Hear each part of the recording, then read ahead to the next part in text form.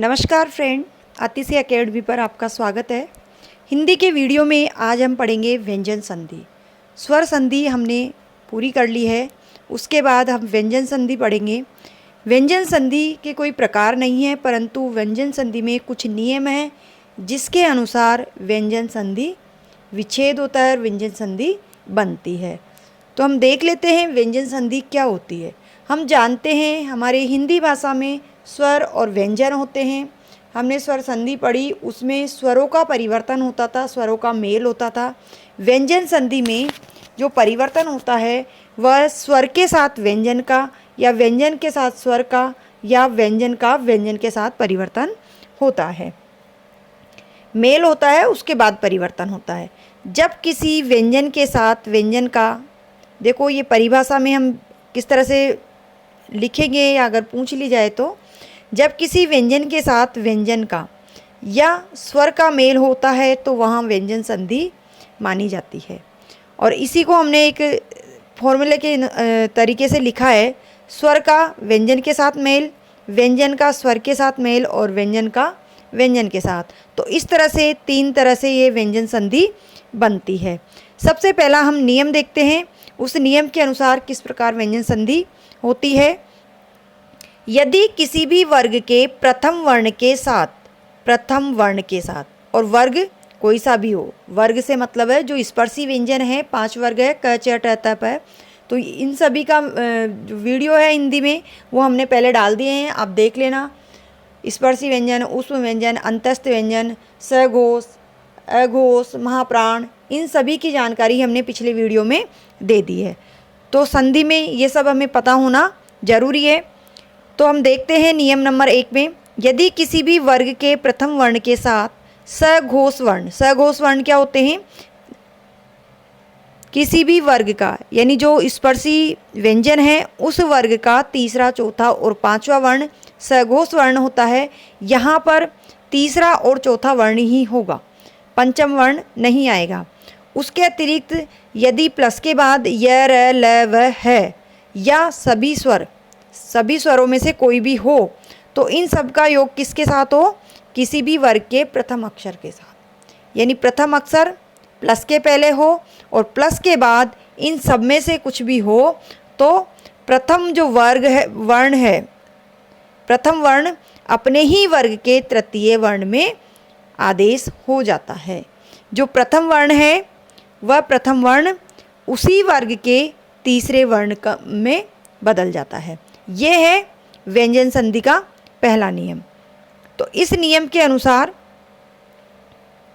प्रथम वर्ण क च ट त प में से कोई भी हो, फिर प्लस के बाद सघोष वर्ण तीसरा या चौथा वर्ण हो, या य, र, ल, व है हो, या कोई भी स्वर हो, तो क्या परिवर्तन होगा? प्रथम वर्ण के स्थान पर उसी वर्ग का तृतीय वर्ण आ जाएगा।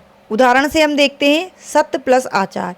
यहाँ जो त है वो त वर्ग का प्रथम वर्ण है, प्लस यहाँ आ स्वर है। यहाँ हमने देखा है कि सघोष वर्ण, य, र, ल, व या सभी स्वर, इनमें से कोई भी हो, तो यहाँ जो उदाहरण दिया है हमने उसमें आया है स्वर। तो क्या परिवर्तन होगा? जो प्रथम वर्ण है उसके स्थान पर उसी वर्ग का तृतीय वर्ण आ जाएगा। तो त वर्ग का जो तृतीय वर्ण है वह है द। तो सत प्लस आचार का बनेगा सदाचार। तो यहाँ द में आ स्वर होने के कारण ये दा हो गया और जो संधि शब्द बना वो बना सदाचार। इस नियम के अनुसार अन्य और जो शब्द है संधि शब्द, उनको भी हम देख लेते हैं। दिक् प्लस अंबर, दिगंबर। यहाँ क के स्थान पर ग हो गया। दिक् प्लस दर्शन, क वर्ग का प्रथम अक्षर क है तो यहाँ पर ग होने से दिग्दर्शन बन गया। इसी तरह से वाक प्लस ईश्वर का बना वागीश्वर। इनमें जो स्वर होते हैं वो उस व्यंजन के साथ जुड़ करके उसी की मात्रा के अनुसार लिखे जाते हैं, बोले जाते हैं। अच प्लस अंत, च वर्ग का प्रथम वर्ण है च, तो ये देखते हैं हम च वर्ण का जो प्रथम अक्षर है च, उसका क्या परिवर्तन होता है? तो ये अपने तीसरे में जाकर के इसका ज बन जाता है। अच प्लस अंत का बनेगा अजंत। इसी प्रकार से अच प्लस आदि का बनेगा आजादी। ये तृतीय वर्ण में परिवर्तित हो गया। षट प्लस आनन, जो ट है, ट का तीसरा वर्ण है ड, तो आ स्वर है इसके साथ में, ट के साथ में, तो परिवर्तन होके ड़ा बन गया, यानी कि षडानन। षट प्लस अंग, तो ये हो गया षडंग। इसी प्रकार से षट प्लस यंत्र, ट का ड में परिवर्तित होकर षड्यंत्र। आगे और देखते हैं, भगवत प्लस भक्ति, तो भगवत में जो त है या हलंत वाला त है, तो ये बदल गया द में और शब्द बना भगवद भक्ति।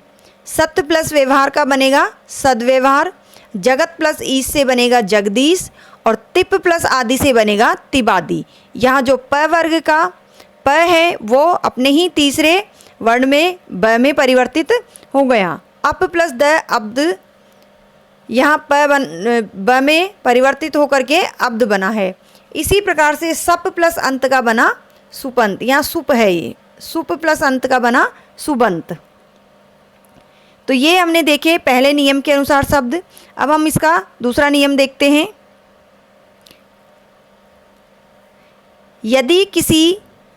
यदि वर्ग के प्रथम वर्ण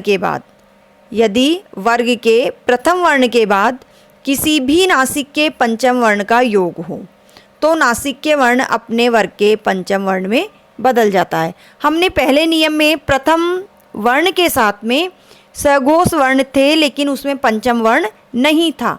यहाँ केवल पंचम वर्ण होने पर क्या परिवर्तन आता है उसे हम देखते हैं। यहाँ क है, ये क च ट त प प्रथम वर्ण है। उसके बाद में किसी भी वर्ग का अगर पंचम वर्ण है, तो वर्ग का प्रथम वर्ण अपने ही वर्ग के पांचवें वर्ण में परिवर्तन हो जाएगा, यानी कि उसका जो परिवर्तन होगा वह पंचम वर्ण में ही होगा। शब्द देखते हैं। वाक प्लस में, वाक प्लस में का बनेगा वांग में। ये वांग में बना है, क का ग हुआ है और इसको इस तरह से भी लिखा जाता है, तो ये शुद्ध है वांग में। सॉरी, ग नहीं है, ये ग नहीं बनेगा। वाक प्लस में, यहाँ नियम दूसरा है, तो वाक प्लस में है तो वांग में। ये है जो अनखाली होती है क की, लास्ट पांचवा वर्ण होता है, वो इसी तरह से लिखा जाता है और ये ड जैसा दिखाई देता है, पर इनमें अंतर यह है कि इसके पीछे एक बिंदी होती है जो अनखाली होती है। जो क वर्ग का पांचवा वर्ण होता है उसमें जो ड लिखा होता है उसी तरह का उसके पीछे एक बिंदी होती है, तो ये क वर्ग का पांचवा वर्ण है। इस बात का हमें ध्यान रखना है। और यदि इसमें नीचे बिंदी होती है तो ये ड वर्ग का ही जो आगत ध्वनियाँ हैं वह ड़ करके बोली जाती है, इस प्रकार की ध्वनि होती है। और जब कुछ भी नहीं हो तो वह ड होता है, ड बोला जाता है जब। तो हमें इनको भी ध्यान में रखना है क्योंकि शब्द शुद्धि में ये सब चीज़ें काम आती है। अब हम देखते हैं आगे। दिक् प्लस नाग का दिग्नाग, दिक् प्लस मुख का दिग्मुख। सब में क वर्ग का पांचवा वर्ण आया है। षट प्लस मास षणमास, यहाँ ट वर्ग का पांचवा वर्ण ये वाला होता है, तो उसका हलंत वाला है तो आधा यहाँ आया। षट प्लस मूर्ति षणमूर्ति, उत प्लस नति उन्नति। त वर्ग का पांचवा वर्ण होता है न। जगत प्लस नाथ जगन्नाथ, तत् प्लस में तन में, अप प्लस में अम में। जो प वर्ग है उसका पांचवा वर्ण होता है म। तो ये हमें ध्यान रखने होंगे, तभी हम इनको पहचान पाएंगे और संधि करने में भी आसानी होगी। जगत प्लस माता जगन माता। अब आगे देखते हैं अन्य नियम में। यदि द से पहले मूर्धन्य स्वर, यहाँ देखेंगे हम, द से पहले मूर्धन्य स्वर री आता है तो द के स्थान पर न नहीं होकर के ण होता है। जो हमने नियम देखा उसी के अनुसार थोड़ा सा परिवर्तन है इसमें। तो जैसे मृदा शब्द है तो मृदा प्लस में मृण में, मृद प्लस मूर्ति मृणमूर्ति, मृद प्लस मई मृणमयी। तो यहाँ जो नियम है उसमें री, तो री आया है यहाँ सब में। उसके बाद अगर द आता है तो क्या परिवर्तन होगा, न नहीं होकर के ये वाला ण आएगा। आगे देखते हैं। यदि वर्ग के प्रथम वर्ण के बाद ह वर्ण का योग हो तो पहले अपने वर्ण के तीसरे वर्ण में बदल जाएगा और ह वर्ण के स्थान पर प्रथम वर्ण के वर्ग का चौथा वर्ण लिखा जाएगा। देखो ये उदाहरण से समझ में आएगा।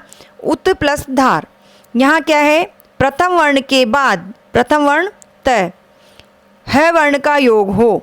यहाँ देखो ये ध है, ये हार से बनता है, ह से, तो पहले वर्ण के तीसरे वर्ण में बदल जाएगा, तीसरा वर्ण ध, और ह वर्ण के स्थान पर प्रथम वर्ण के वर्ग का चौथा वर्ण ध लिखा जाएगा।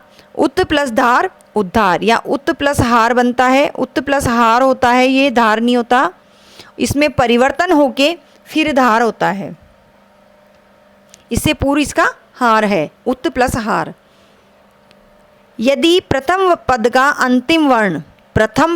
अंतिम वर्ण स्वर रहित म वर्ण हो, प्लस जो प्लस के पहले शब्द होगा उसका अंतिम वर्ण अगर म है, म भी हलंत वाला,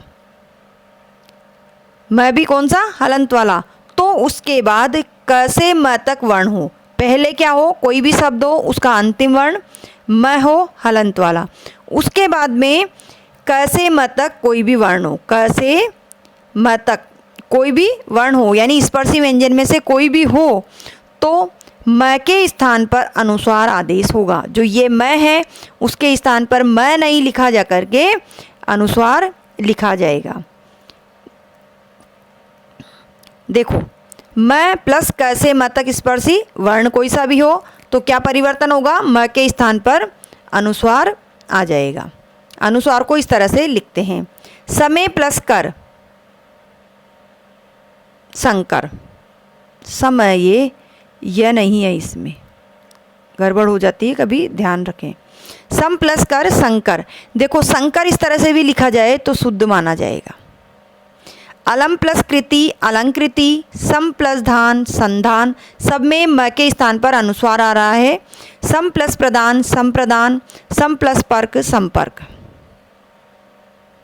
यहाँ इसको हम हटा सकते हैं क्योंकि यहाँ अनुस्वार नहीं लिखा है, तो अनुस्वार भी लिखा जा सकता है, पर हम इसको हटा ही देते हैं ताकि किसी तरह का कोई कन्फ्यूजन नहीं हो। जब ये अलग किसी नियम के साथ होगा तो हम इसे बता देंगे। सम प्लस पर्क संपर्क, सम प्लस जय संजय, इसके लिए अलग है।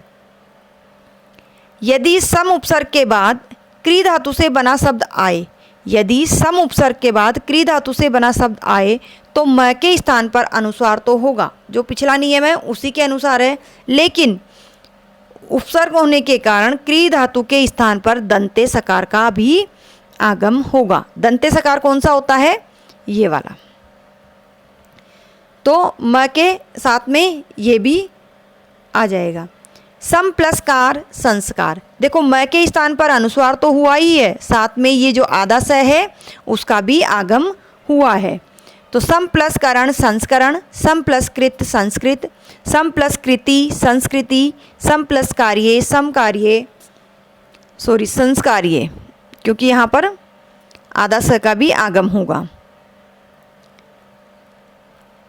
आगे देखते हैं इसी में परि प्लस उपसर्ग, और यही नियम परि उपसर्ग के साथ कैसा होगा, परि उपसर्ग के साथ ये नियम कुछ अलग होगा। इसमें जो सकार है उसके स्थान पर मूर्धन्य शकार होगा। परि प्लस उपसर्ग प्लस क्री धातु होने पर क्या परिवर्तन होगा, परि उपसर्ग और क्री धातु के बीच में श मूर्धन्य का आगम होगा। परि प्लस कृत परिष्कृत, परि प्लस करण परिष्करण, और परि प्लस कार परिष्कार। तो आज तक इतना ही, आगे के नियम हम अगले वीडियो में पढ़ेंगे। वीडियो अगर पसंद आया हो तो प्लीज़ वीडियो को लाइक करें, शेयर करें और चैनल को भी सब्सक्राइब करें। तो उम्मीद करती हूँ आपको वीडियो समझ में आया होगा। आपको जहाँ भी समझ में नहीं आया है आप कमेंट द्वारा पूछ सकते हैं।